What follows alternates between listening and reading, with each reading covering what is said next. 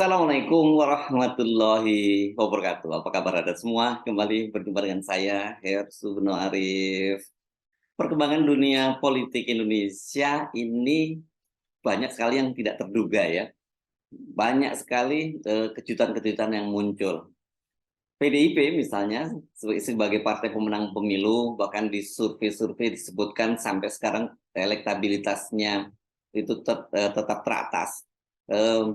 Ini sekarang malah jadi musuh bersama dan potensial akan tersingkir dari puncak kekuasaan. Ya bisa jadi mungkin PDIP tetap jadi partai pemenang pemilu, tapi mungkin tidak lagi menjadi partai penguasa. Ini perkembangan terbaru ini menunjukkan indikator ke arah itu. Pemicunya adalah ngototnya PDIP untuk mengembalikan sistem pemilu dari proporsional terbuka menjadi tertutup.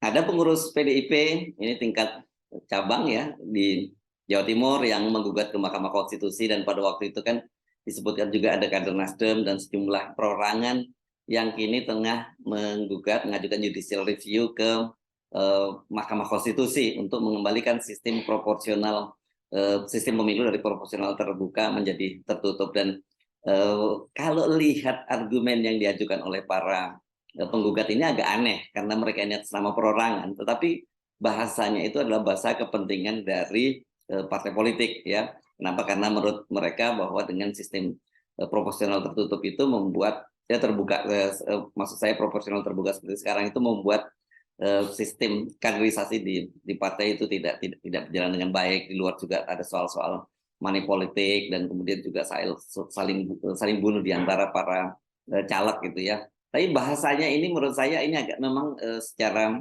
mau agak mengagetkan kalau ada perorangan yang menggugat sistem proporsional terbuka ini. Dan apalagi kemudian belakangan khusus untuk kader Nasdem itu disebutkan oleh pengurus Nasdem itu bukan atas nama Nasdem. Jadi agak aneh sekali lagi.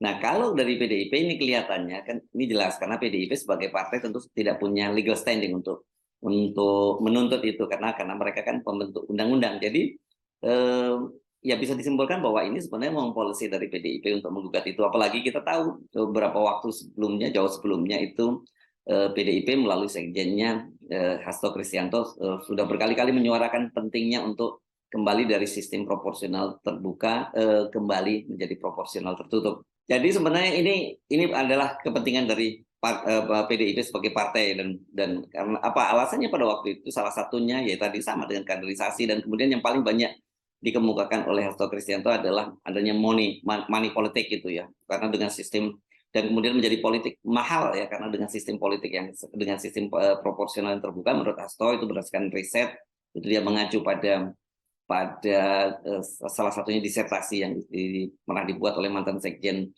PDIP Pramono Anung. Itu ada satu kader yang atau satu caleg itu yang bisa menghabiskan minimal itu dananya itu sampai 5 sampai bahkan ada yang 100 miliar. Ini angkanya sangat fantastis, dan banyak juga dari itu dengan walaupun habis angka semacam itu belum tentu terpilih. Ini salah satu alasannya juga ya. Jadi untuk menghilangkan money politik. Nah, ini secara mengejutkan ternyata kemudian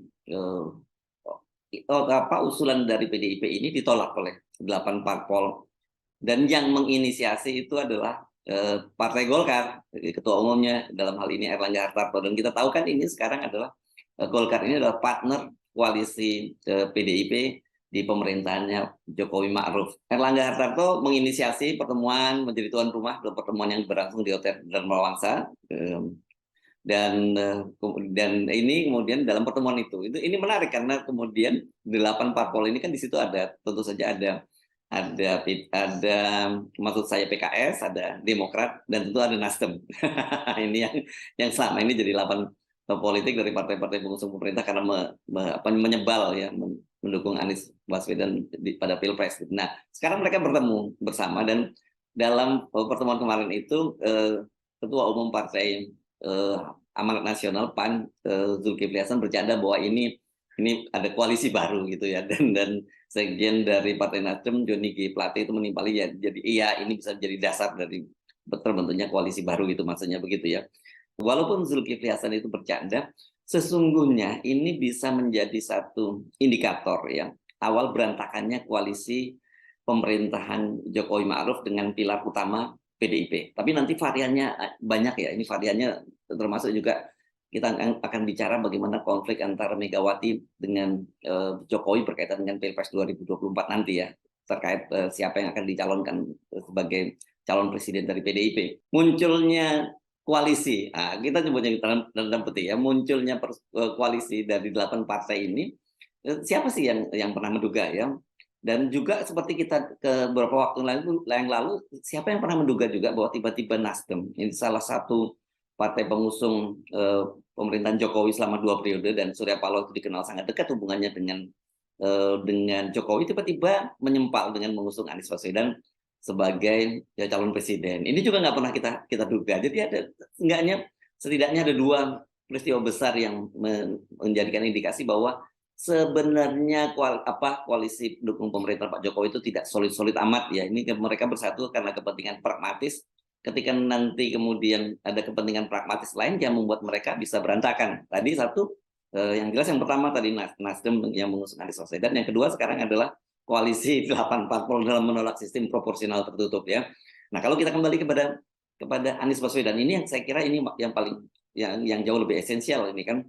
Sejak awal kan kita tahu dengan presidensial threshold 20% itu secara kalkulasi politik sesungguhnya sebagai partai yang terbesar saat ini di koalisi pemerintahan Pak Jokowi, PDIP punya peluang terbesar juga untuk mengusulkan calon presidennya atau minimal setidaknya calon wakil presiden ya. Kan dengan presidensial threshold 20%, kita tahu sekarang ini dengan PAN masuk itu sudah 81,9% parlemen dikuasai oleh partai koalisi pendukung pemerintah. Dengan begitu yang tersisa Demokrat dan PKS itu nggak mungkin mengusung calon presiden sendiri. Jadi ini tinggal diatur di antara partai-partai pengusung pemerintah ini siapa yang akan calon jadi dan siapa calon pendampingnya. Dan tadi secara kalkulasi menurut saya harusnya PDIP yang mendapat salah satu tiket, apakah sebagai presiden atau calon wakil presiden gitu ya. Ini calon jadilah begitu ya. Jadi katakanlah misalnya kalau toh tetap dipaksakan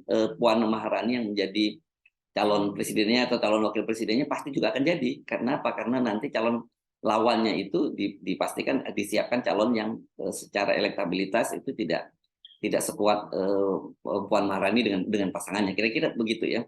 Nah, ini kan kalau dengan PT 20% ini kan kita bisa belajar pengalaman dari Pilpres 2019, walaupun pada waktu itu sedikit berbeda kan. Ini kan tinggal diatur saja ya, kalau dengan 2 calon tadi, termasuk siapa pasangan yang akan dicalonkan, kemudian kemudian kalah, dan juga partai yang dikalahkan itu nanti dijamin mereka semua juga masuk kabinet. Jadi amanlah gitu polanya, seperti ketika Pak Jokowi Ma'ruf lawan dengan Prabowo dan Sandiaga Uno, toh akhirnya ketika kalah mereka juga bisa masuk dalam kabinet. Dan sekarang Gerindra sebagai partai pengusung dari Prabowo dan Sandiaga Uno masuk dalam sebagai partai pengusung pemerintah. Kemudian juga PAN kan akhirnya juga jadi masuk dalam partai pengusung pemerintah. Tinggal PKS yang tidak masuk dalam partai pengusung pemerintah, yang pada waktu itu menjadi pengusung Prabowo Sandiaga Uno ya. Jadi sebenarnya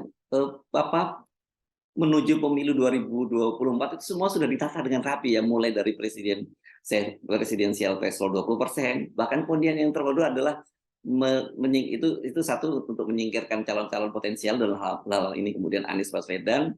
Dan tapi ternyata itu berantakan gitu, tiba-tiba Nasdem menyebal dan membelot gitu. Dan ini potensinya kalau kemudian Nasdem bisa berkoalisi dengan PKS dan Demokrat, berarti Anies akan mendapat tiket gitu ya.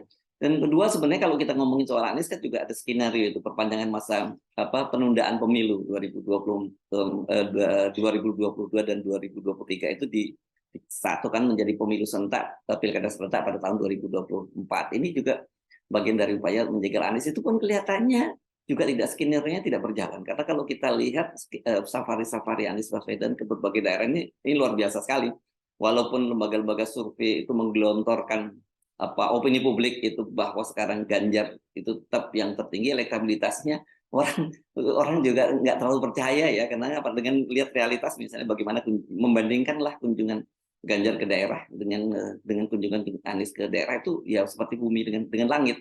Dan apalagi memang kita tahu Ganjar Pranowo sekarang ini melakukan operasi-operasi yang disebut pembagian sembako yang disebut sebenarnya ini kalau secara harfiah ini bisa disebut juga bagian dari money politik itu.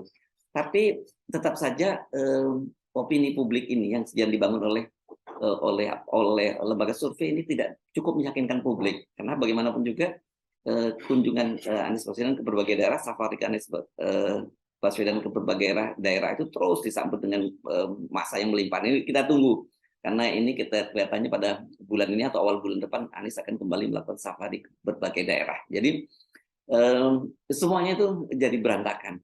Dan kita tahu juga sebenarnya kalaupun sekarang PDIP itu, walaupun PDIP ini sekarang berada di dalam pemerintahan, tapi jabatan yang diberikan, jabatan kabinet di pemerintahan itu bukan pos-pos penting dan juga basah.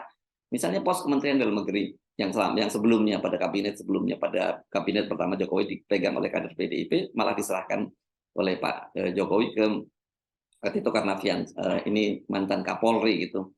Dan sebelumnya Menteri Dalam Negeri sebelumnya itu Cahyokumolo, almarhum Cahyokumolo kan digeser menjadi Menteri Menpan RB yang anggarannya sangat kecil, walaupun cukup penting karena dalam soal ngontrol ASN, tapi tetap saja nggak sebanding lah kalau dibandingkan dengan posisi di kabinet. Belum lagi yang lain-lain, nggak terlalu penting pos-posnya itu ya. Mungkin yang ada pos Kementerian Perlindungan Wanita dan Anak-anak atau apa, dan yang lumayan penting saya kira pos yang dipegang oleh PDIP di kabinet itu yang Menko di kabinet itu Mensesnek dan kemudian Menkumham, itu jabatannya cukup penting.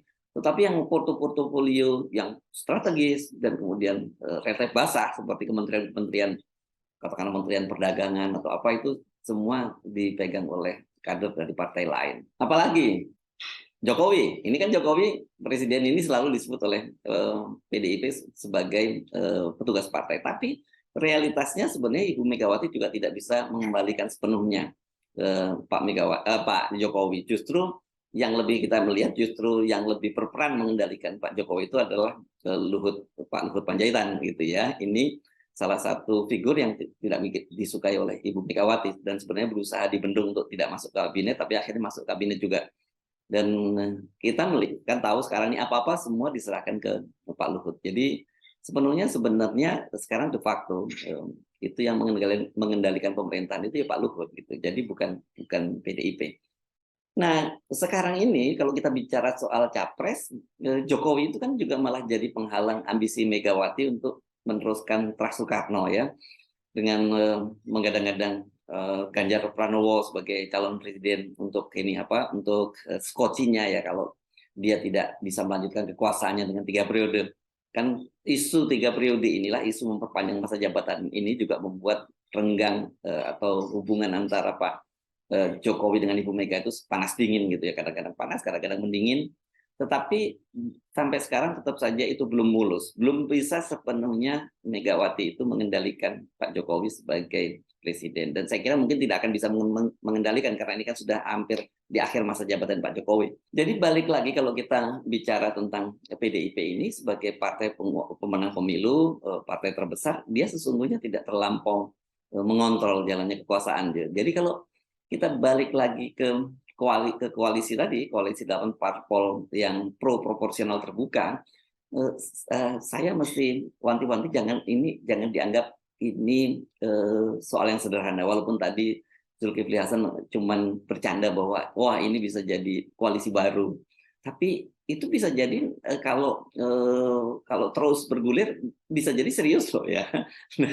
Dan PDIP sebagai partai penguasa dan pemenang pemilu itu bisa, kalau salah kalkulasi bisa terpental dari kekuasaan dan kembali menjadi partai oposisi. Padahal sebagai partai politik, saya mendengar bahwa PDIP itu sebenarnya sudah punya roadmap ya, harus tetap dalam kekuasaan itu selama minimal 30 tahun ke depan. Dan saya kira itu normal loh, sebagai partai politik memang harus punya roadmap semacam itu, dan kalau perlu tidak hanya 30 tahun, kalau perlu selama-lamanya ya kan. Kenapa?